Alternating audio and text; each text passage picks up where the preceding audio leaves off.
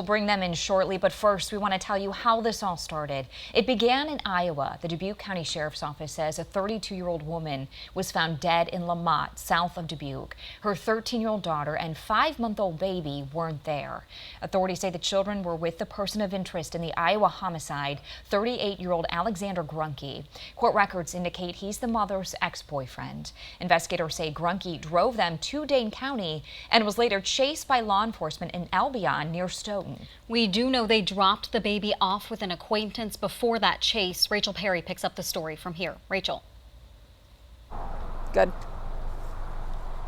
Yeah, just roughly 15 miles from here, Dane County officials tell us a homeowner called when the 5-month-old was dropped off at their home in the town of Dunn. Thankfully, we're told the baby wasn't hurt.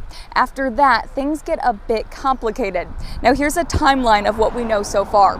Dane County Sheriff investigators began tracking the people who dropped the baby off. We now know that was 38-year-old Alexander Grunke and a 13-year-old girl. Officials tell us the baby and 13-year-old belonged to the woman killed in Iowa. Court documents out of Iowa County, Wisconsin reveal that baby also was Grunke's. While chasing after them, officials say Grunke and the 13-year-old began shooting at deputies. Eventually, they deployed a tire deflation device here in the town of Albion, where Grunke and the teen got out of the car and ran off. The male half fled the scene as well, fired several rounds into a house on Ramsey Road in the town of Albion, entered the house, and barricaded himself in the basement of the resident.